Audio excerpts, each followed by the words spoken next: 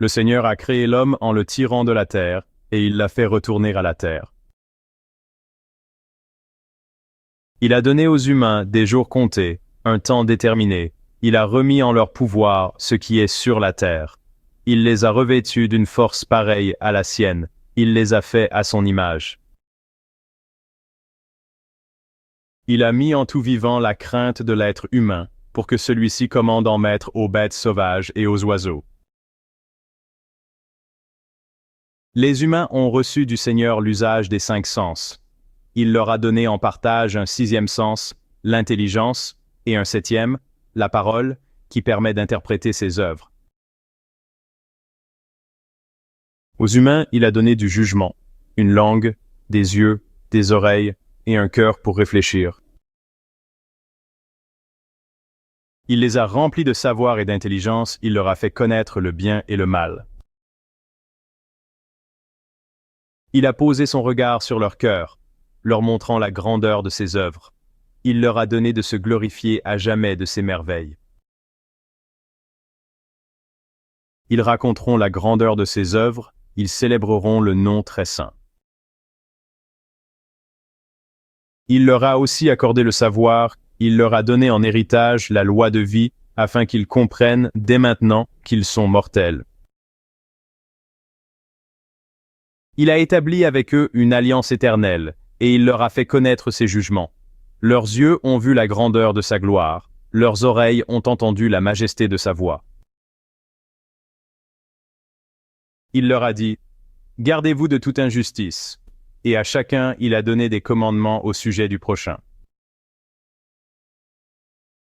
Leurs chemins sont toujours à découvert devant lui, ils n'échappent jamais à ses regards. En ce temps-là, des gens présentèrent à Jésus des enfants pour qu'il pose la main sur eux. Mais les disciples les écartèrent vivement. Voyant cela, Jésus se fâcha et leur dit, « Laissez les enfants venir à moi, ne les empêchez pas, car le royaume de Dieu est à ceux qui leur ressemblent. Amen, je vous le dis, celui qui n'accueille pas le royaume de Dieu à la manière d'un enfant n'y entrera pas. » Il les embrassait et les bénissait en leur imposant les mains. Vous le savez, ma mère, j'ai toujours désiré d'être une sainte. Mais hélas, j'ai toujours constaté, lorsque je me suis comparée aux saints, qu'il y a entre eux et moi la même différence qui existe entre une montagne dont le sommet se perd dans les cieux et le grain de sable obscur foulé sous les pieds des passants. Au lieu de me décourager, je me suis dit, le bon Dieu ne saurait inspirer des désirs irréalisables.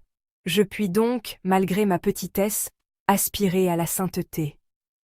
Me grandir, c'est impossible.